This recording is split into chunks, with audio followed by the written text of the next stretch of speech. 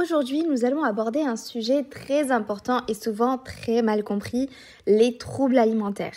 Ces conditions affectent des millions de personnes à travers le monde, impactant non seulement leur santé physique, mais aussi leur bien-être émotionnel malheureusement.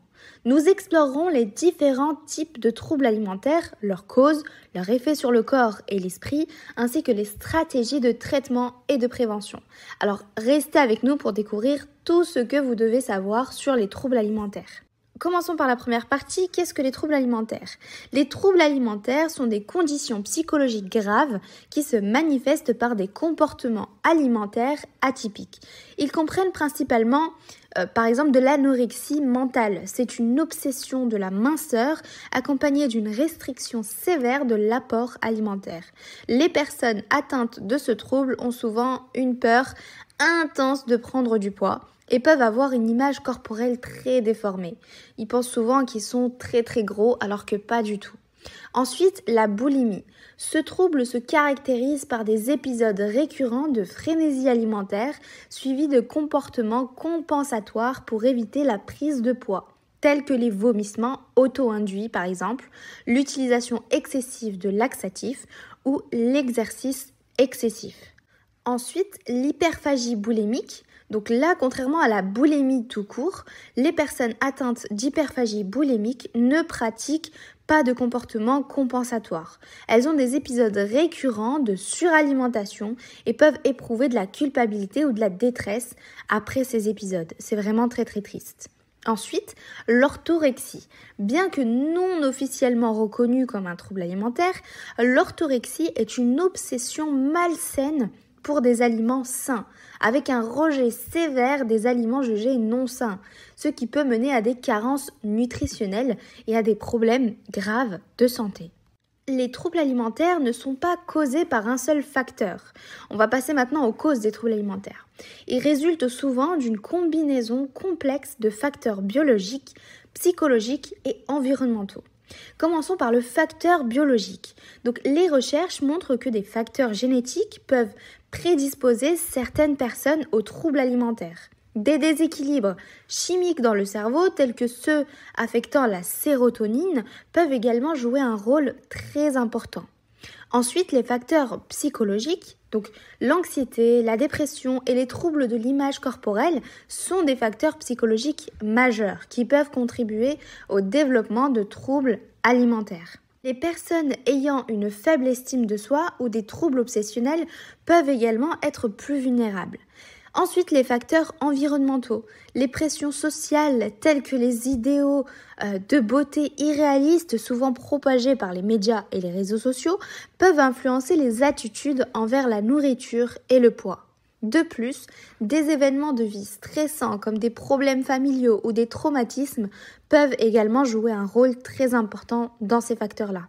Ensuite, nous avons les facteurs culturels. Les normes culturelles et les attentes sociétales autour du poids et de l'apparence corporelle peuvent fortement influencer les comportements alimentaires. Les régimes alimentaires stricts et les tendances de perte de poids peuvent également contribuer au développement de troubles alimentaires. On le voit par exemple en Afrique où les personnes vont plus avoir tendance à être plus gros et par exemple dans les pays comme la Corée du Sud où les personnes vont avoir plus tendance à être plus minces. Passons maintenant à notre troisième partie, donc les effets des troubles alimentaires sur la santé. Donc les troubles alimentaires ont des effets graves sur la santé physique et mentale. Donc les effets physiques. L'anorexie peut entraîner une perte de poids extrême, une malnutrition, des problèmes cardiaques, des troubles hormonaux et des os fragiles.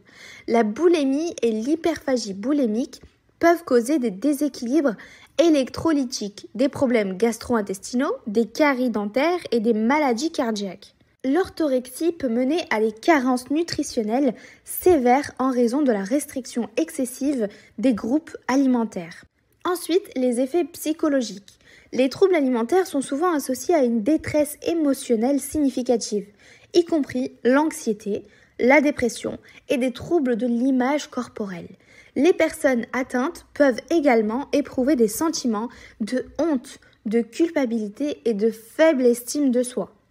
Ensuite, nous avons l'impact social. Donc, les troubles alimentaires peuvent entraîner des difficultés dans les relations personnelles et professionnelles. Ça peut être très compliqué. Les comportements alimentaires perturbés et les préoccupations constantes concernant la nourriture et le poids peuvent isoler les individus de leurs amis et de leur famille. Ils peuvent ne pas se sentir à leur place. On passe maintenant à la partie des traitements des troubles alimentaires. Donc le traitement des troubles alimentaires est complexe et nécessite souvent une approche multidisciplinaire. Commençons déjà par la psychothérapie.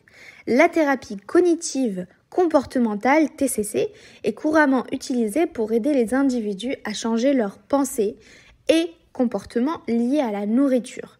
D'autres approches thérapeutiques comme la thérapie interpersonnelle ou la thérapie familiale peuvent également être très bénéfiques si c'est un problème plus général. Ensuite, on peut passer à la médication. Donc, dans certains cas, des médicaments peuvent être prescrits pour traiter des symptômes associés aux troubles alimentaires comme l'anxiété, la dépression ou les troubles obsessionnels compulsifs. Ensuite, vous avez également les nutritionnistes. Donc, un diététicien ou un nutritionniste peut aider à établir un plan alimentaire équilibré et à traiter les problèmes de nutrition associés aux troubles alimentaires.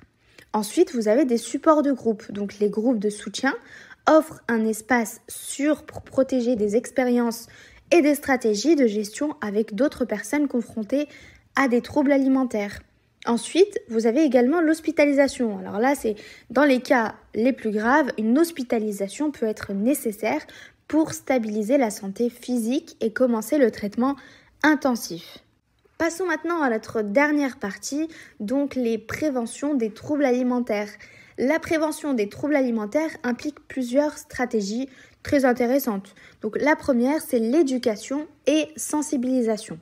Il faut promouvoir une image corporelle positive et éduquer les jeunes sur les dangers des régimes restrictifs et des pressions sociétales autour du poids peuvent aider à prévenir le développement de troubles alimentaires. C'est très important.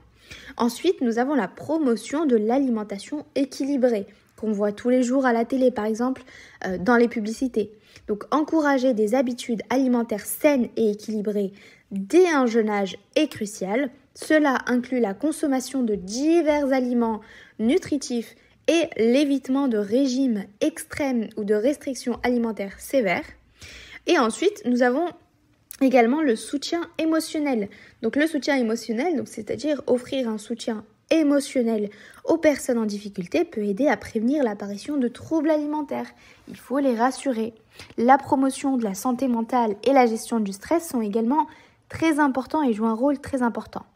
Ensuite, nous avons l'intervention précoce. Donc il faut identifier et traiter les symptômes des troubles alimentaires dès les premiers signes et ça peut aider à prévenir une détérioration plus grave de la condition en question.